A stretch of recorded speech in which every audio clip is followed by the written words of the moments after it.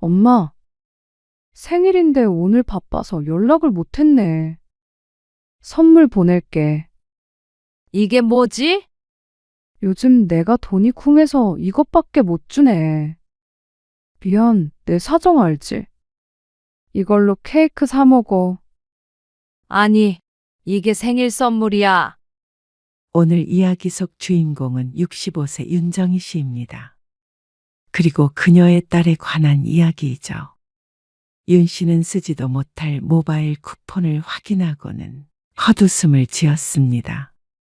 그리고 사용하지 못하는 걸 뻔히 알면서 선물이라고 준 딸을 떠올렸습니다. 아마 어디서 받은 걸 주었거나 생일인 것을 뒤늦게 깨닫고 부랴부랴 챙긴 것이 아닐까 싶었습니다. 하지만 그게 어떤 것이든 생일에 엄마 생각했다는 것을 고마워해야 할지도 몰랐습니다. 그렇게 생각하려고 노력했죠.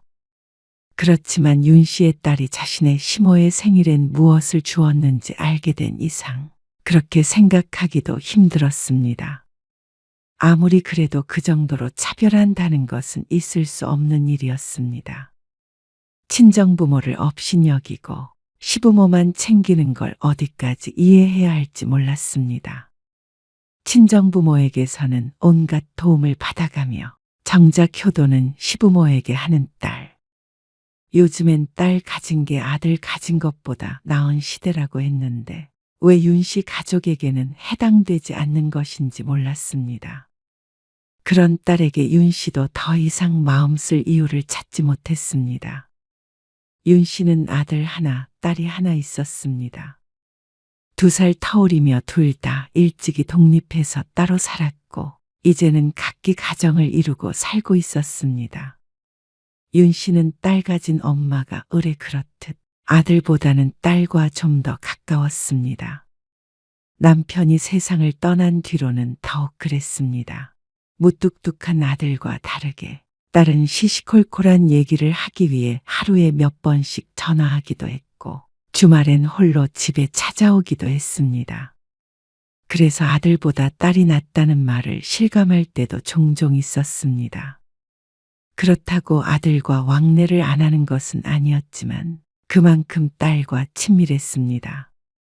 특히 딸이 아이를 낳으면서 더 그랬죠. 나는 엄마 없었으면 어땠을까? 예를 들어 엄마가 부산에 산다고 생각해봐. 이렇게 못 도와줬을 거 아니야. 아무래도 친정엄마가 가까이 살면 좋지. 그렇지? 내 친구는 친정엄마 대신 시엄마가 몸조리 해준다는데. 불편해서 어떡해? 딸은 몸서리를 치며 말했습니다. 딸이 손녀딸을 낳았을 때였습니다. 산후조리원에서 나와서 약 2달간 윤 씨가 왔다 갔다 하며 몸조리를 도왔습니다. 딸도 출산 전부터 부탁하기도 했고 윤 씨도 자신이 친정엄마이기 때문에 당연히 그래야 한다고 생각했습니다. 윤 씨와 딸의 집은 차 타고 30분 정도 거리였습니다. 매일 오갈 만큼 가까운 것은 아니었습니다. 하지만 그렇다고 오가지 못할 정도는 아니었죠. 힘들었습니다. 남 몸조리를 해준 적도 없었고 윤 씨도 아이를 낳은 지가 30년이 넘었기 때문에 아이를 돌보는 방법도 잊어버렸습니다.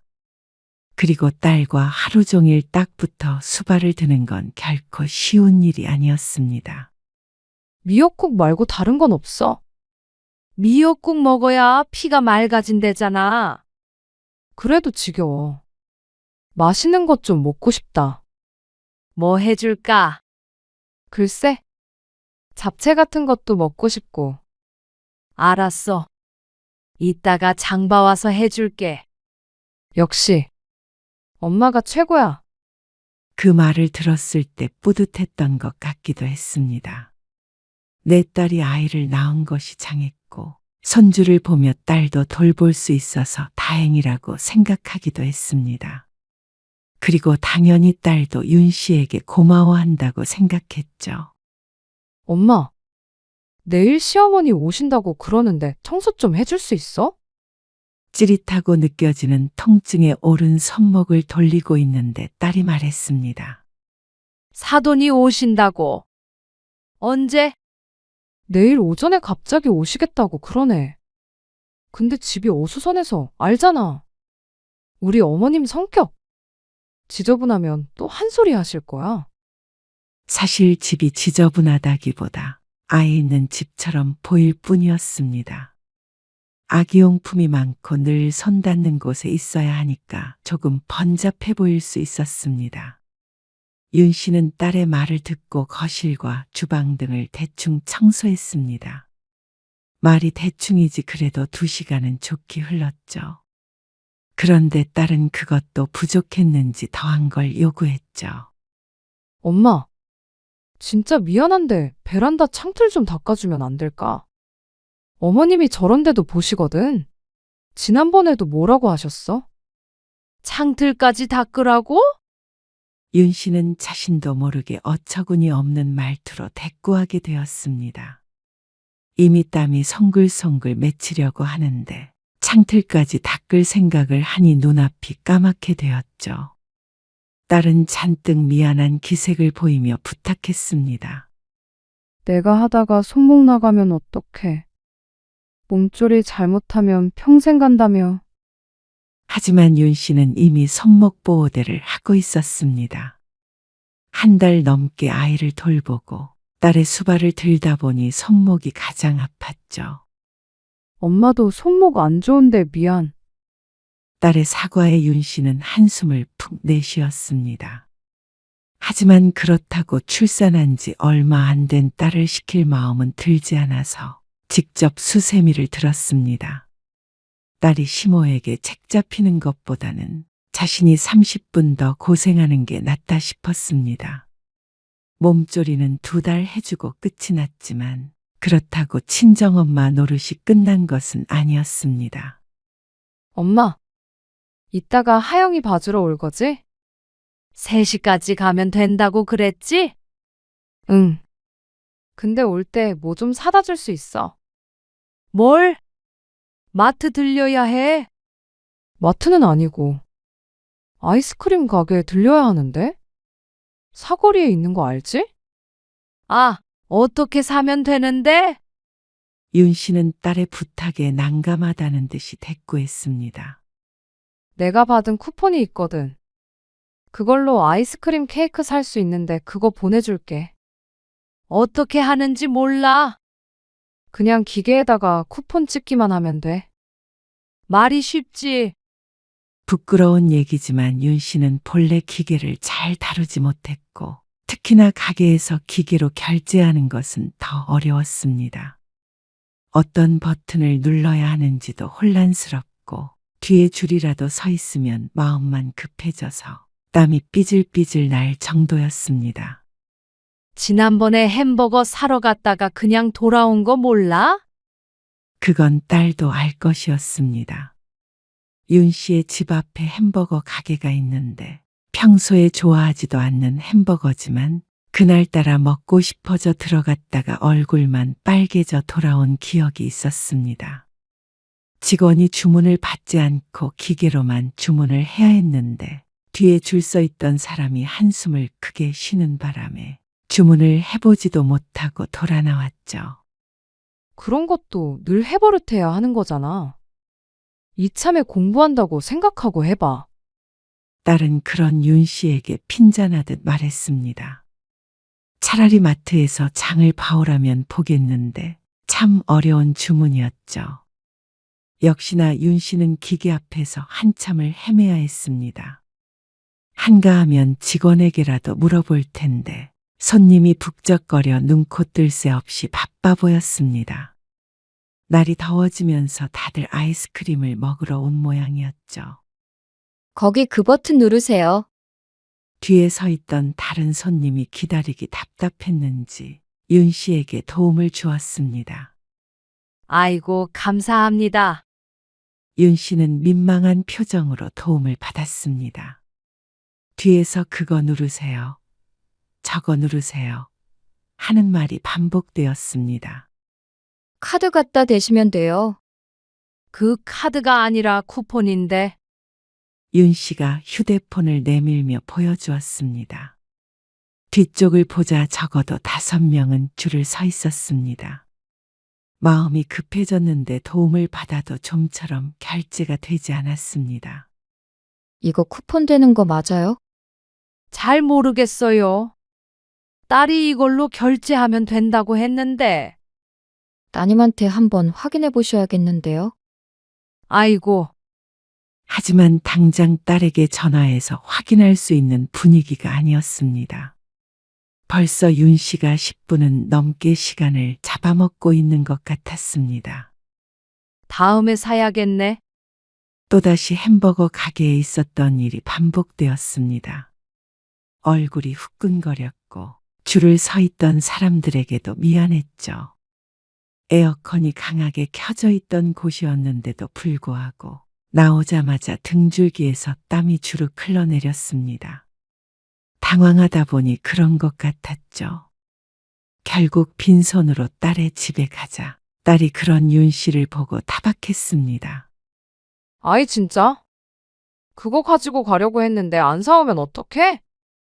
나가는 길에 네가 사지 그랬어. 나는 시간이 없어서 그랬지. 그렇다고 빈손으로 와. 그 쿠폰으로 결제가 안 된다잖아. 안 될 리가 있어?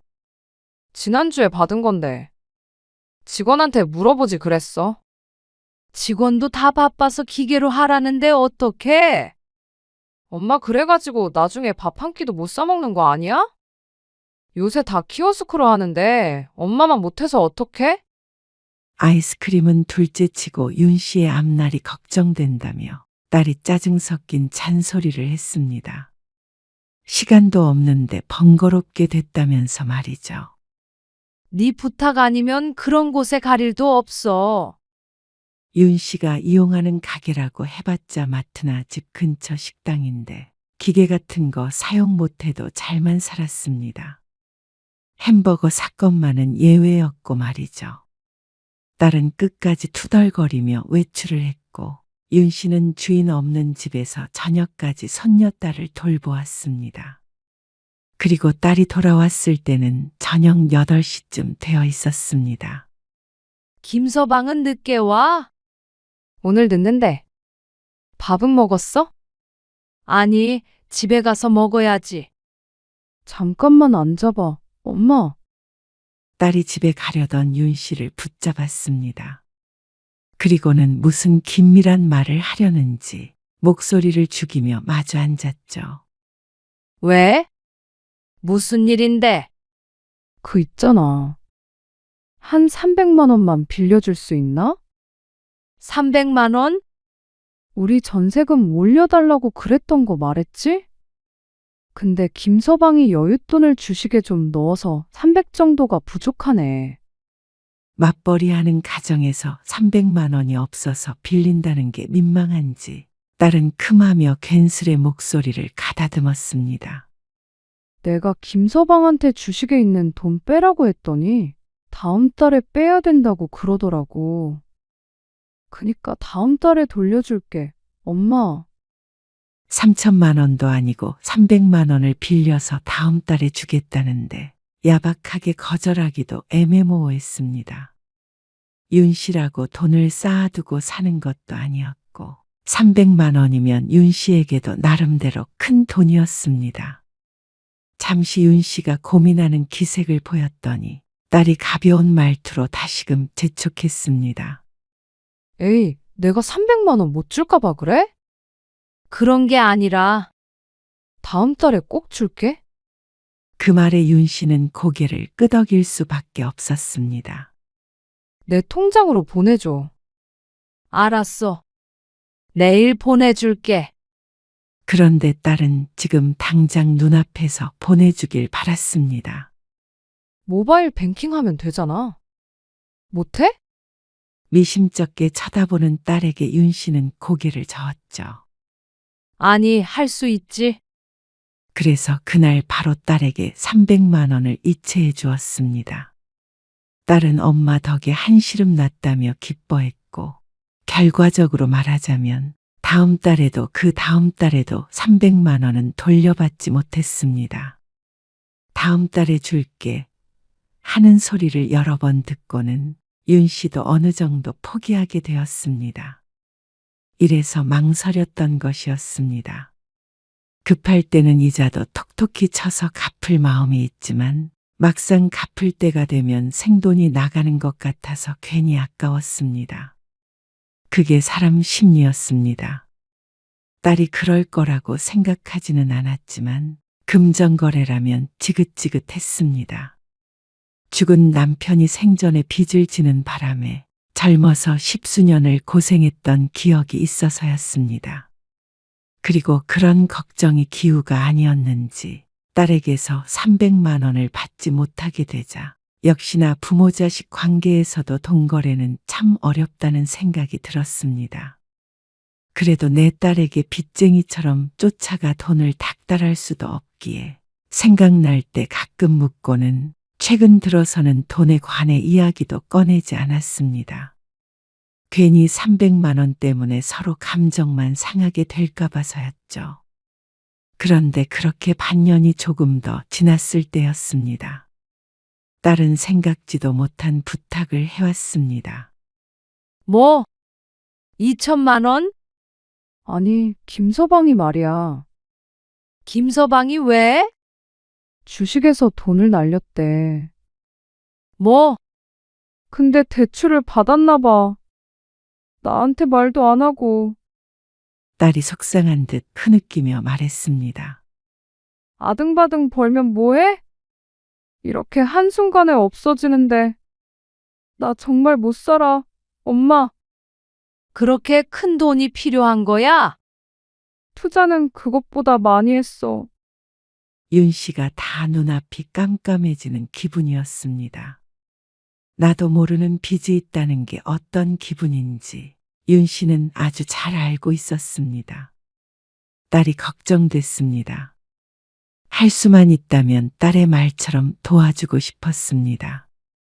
하지만 300만 원 정도야 눈 딱 감고 없는 셈 칠 수 있었지만 2천만 원이면 이야기가 달랐습니다. 특히나 윤 씨처럼 새로운 수입이 적은 60대라면 말이죠.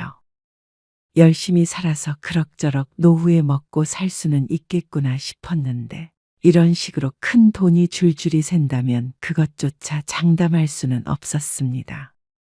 앞으로 몇 년을 더 살게 될지 모르는 일이니 말이죠.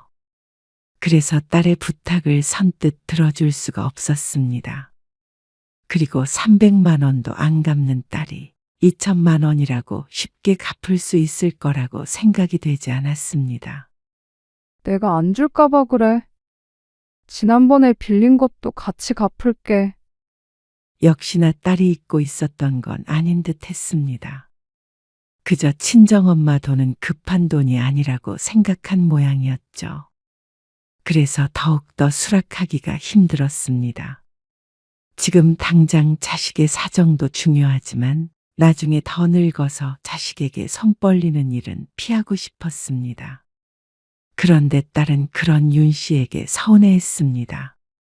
자신을 사랑하지 않는다고 했죠.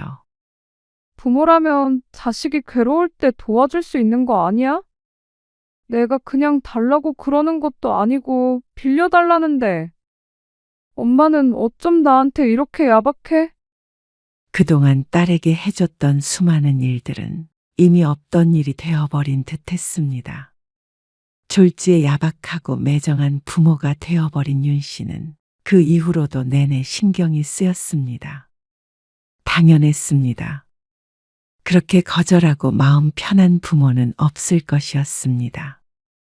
그리고 보름쯤 뒤에 윤 씨의 생일이었습니다. 2천만 원을 빌려달라고 한 뒤로 딸은 한 번도 전화를 하지 않았습니다. 하루가 멀다 하고 연락하던 딸이 단단히 마음이 상한 듯 했습니다. 하지만 그렇다고 윤 씨가 2천만 원을 덜컥 빌려줄 여력도 되지 않았습니다. 여러모로 마음이 복잡했습니다. 그런데 아무리 그래도 생일에 마저 연락이 없을 줄은 몰랐습니다. 오늘 가은이 맞나요? 가은이? 아니, 저희도 못 가는데 어쩌죠? 바쁜데 뭘 와? 그래도 생신이신데. 용돈 보내드릴 테니까 친구분이라도 만나서 식사하세요. 그래. 고맙다. 윤 씨는 아들과의 전화를 끊었고 잠시 뒤 휴대폰이 울리며 통장에 30만 원이 들어왔습니다. 찾아오지 못한다고 아들이 보낸 돈이었습니다. 그런데 메시지 함을 뒤져도 딸에게서 온 연락은 없었습니다. 그렇게 하루가 다 지나갈 때쯤이었습니다. 딸에게서 메시지가 왔죠. 엄마, 생일인데 오늘 바빠서 연락을 못했네. 선물 보낼게.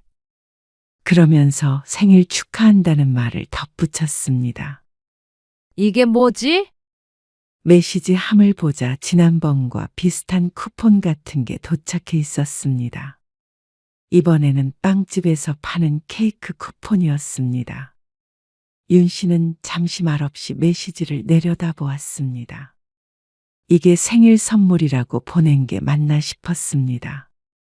금액을 떠나서 지난번에도 얼마나 애를 먹었는지 알면서 이런 걸 보낼 수가 있나 생각되었습니다.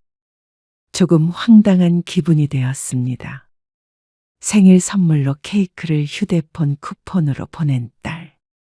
그것도 전화 한 통 없이 메시지만 떡하니 온 것이 참 성의가 없다고 생각이 되기도 했습니다. 그래도 하루를 넘기기 전에 연락이 와서 고맙다고 생각해야 하는 것인지 헷갈렸습니다. 큰 선물을 바라거나 돈을 바란 건 아니었습니다. 차라리 선물은 없어도 전화를 해서 축하한다고 했으면 더 낫지 않았을까 싶었죠.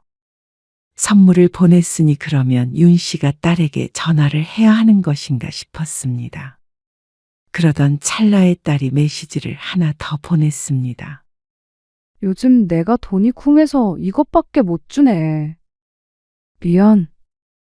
그 메시지를 보니 또 마음이 안 좋았습니다. 경제적으로 어렵다는데 이게 어딘가 싶기도 했습니다. 윤 씨는 깊은 숨을 내쉬었습니다.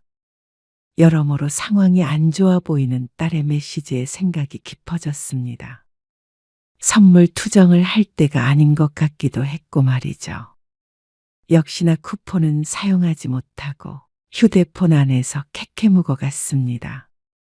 그리고 시간이 지나면 지날수록 딸에게 돈을 빌려주는 쪽으로 마음이 기울기 시작했습니다. 시간이 좀 지나긴 했지만 해결됐다는 얘기가 없는 걸로 봐서는 아직 경제적으로 상황이 나아지지는 않은 모양이었습니다. 윤 씨의 머릿속은 어지러웠지만 2천만 원을 마련해 두었습니다. 선뜻 주지는 못하고 고민하는 나날이 이어졌죠. 그러던 어느 날이었습니다. 엄마, 나 부탁 좀 해도 될까? 무슨 부탁?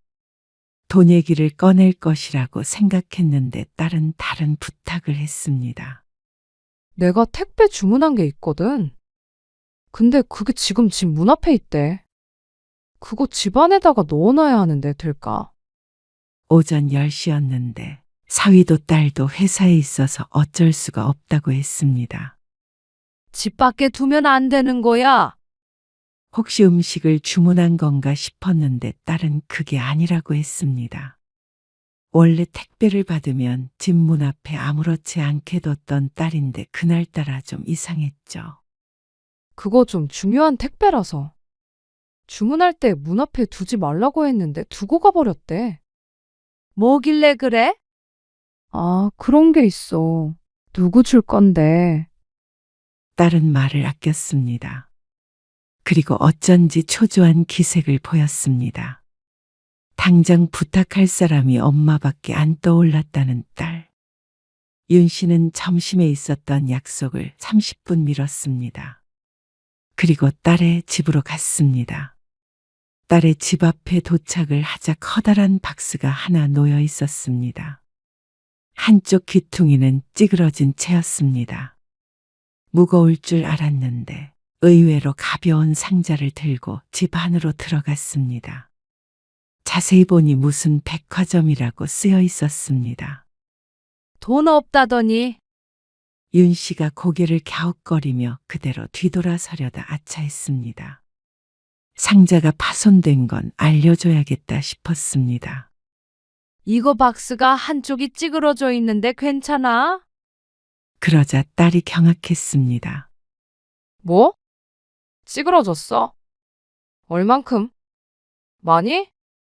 많이 찌그러졌어. 안에 내용물이 뭔지는 모르겠는데 괜찮을까 모르겠다.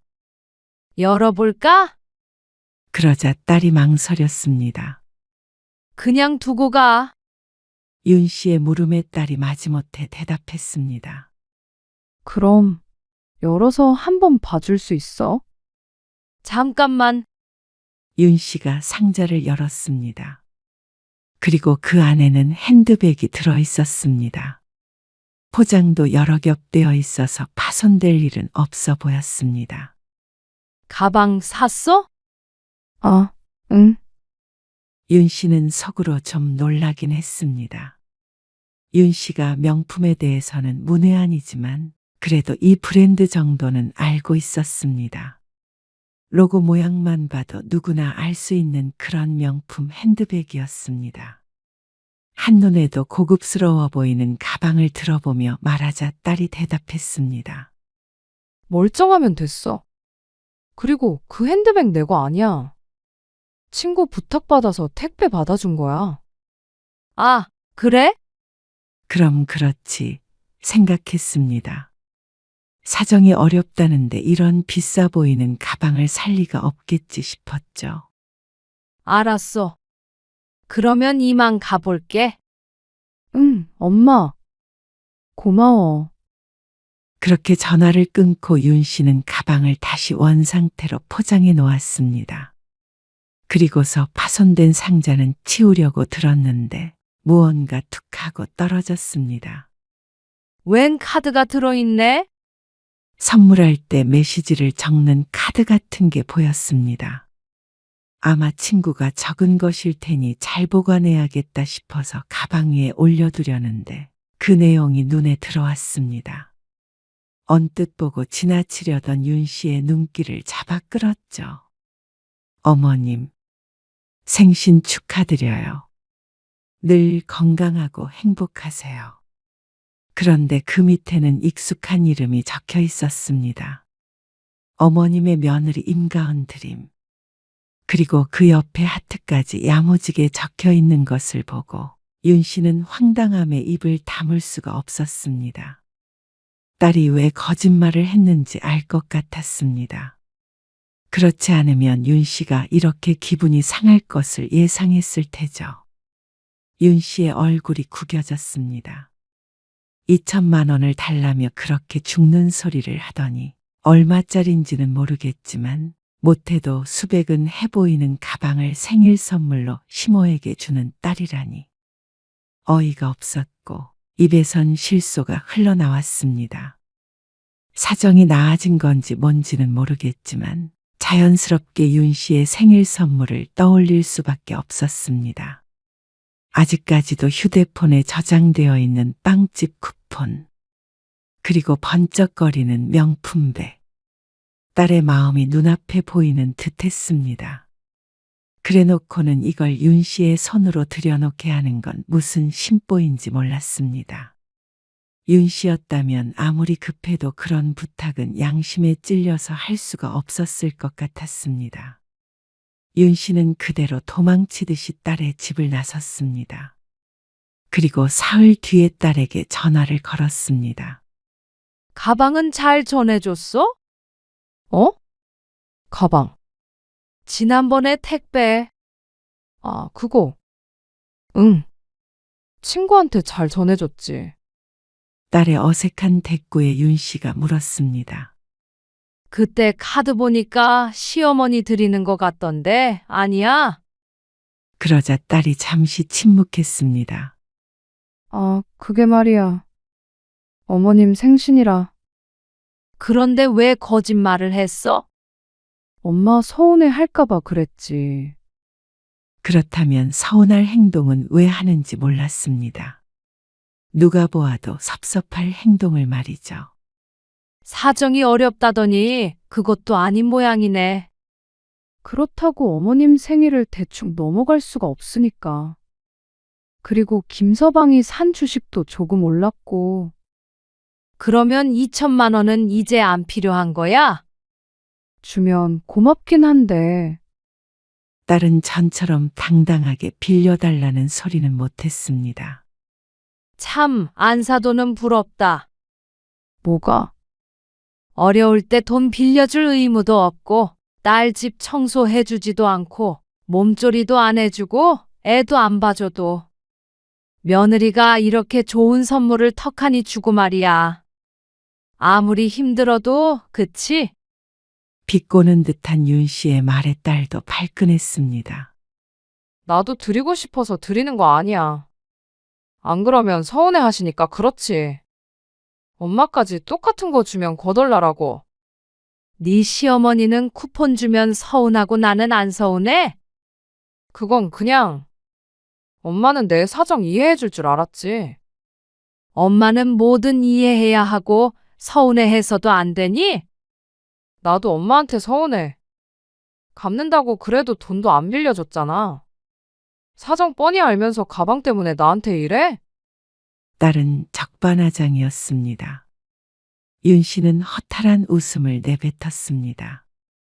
이럴 줄도 모르고 몇 날 며칠 고심하다가 결국 2천만 원을 마련해둔 자신이 미련해 보였습니다. 딸은 결코 윤 씨의 마음을 모를 것이었습니다. 쓰지도 못하는 쿠폰 필요 없으니까 네가 쓰려면 써. 엄마도 가방 필요 없어. 거봐. 엄마 어차피 그런 가방 안 들고 다니잖아. 그리고 케이크는 내가 가서 사줄게. 기분 풀어. 딸은 어영부영 넘어가려고 했지만 윤 씨의 마음은 이미 돌아선 뒤였습니다.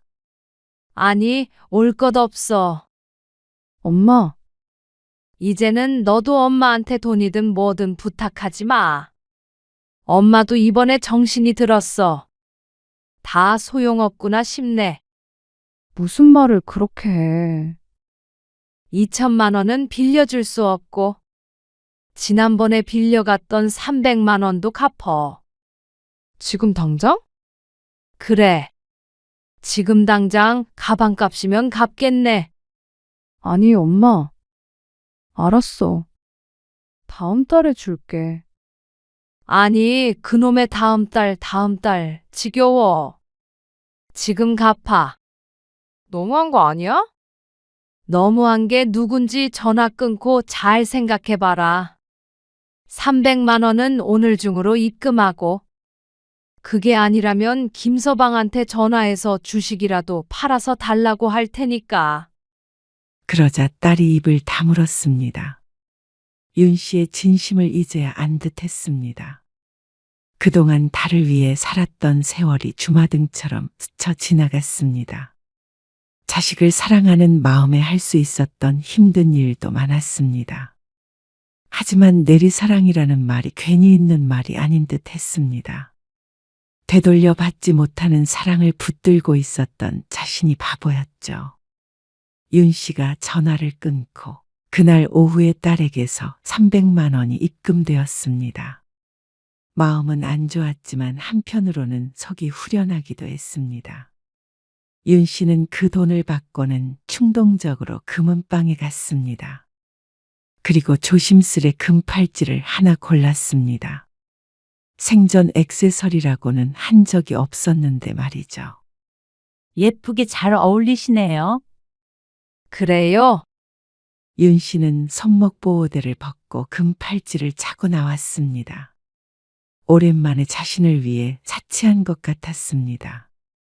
생각해보면 자식에게 바랄 것도 없었습니다. 생일 선물을 하고 싶으면 스스로 하면 그만이었습니다. 자식에게 퍼부을 돈으로 스스로에게 쓰면 명품백이 아니라 더한 것도 할 수 있을 테니 말이죠. 딸은 한동안 연락이 없다가 전화를 해왔습니다. 이제는 돈은 필요 없으니 서로 기분 상상한 것 있다면 풀었으면 좋겠다는 말을 했습니다. 그리고 윤 씨는 그런 딸의 마음을 의심했습니다. 부모에 대한 마음 때문이 아니라 앞으로 부모에게서 얻어낼 것들을 포기하기 싫은 것은 아닌가 하는 의심 말이죠. 아이도 맡겨야 하고 반찬도 얻어먹어야 하고 어려울 때 의지해야 하는데 그럴 수 없을 테니 불편할 것이었습니다. 하지만 윤 씨도 아무리 자식이라도 더 이상 호구 노릇은 하고 싶지 않았습니다. 혹시 애 맡기려고 연락한 거라면 네 시부모한테 맡겨라. 그래서 차갑게 말하고 전화를 끊어버렸습니다. 옹졸하다고 비난할지는 모르겠지만 그래도 더 이상 그렇게 살고 싶지는 않았습니다. 자신을 돌보지 않고 자식을 챙긴 대가가 그런 쿠폰 같은 취급이라면 이제는 싫었습니다. 그래서 윤 씨는 더는 딸에게 연락하지 않았습니다. 딸은 윤 씨를 원망하기도 했고 사과를 하기도 했지만 언젠가는 윤 씨의 마음을 깨달을 것이었습니다. 손녀딸이 크면 똑같은 취급을 당할 테니 말이죠.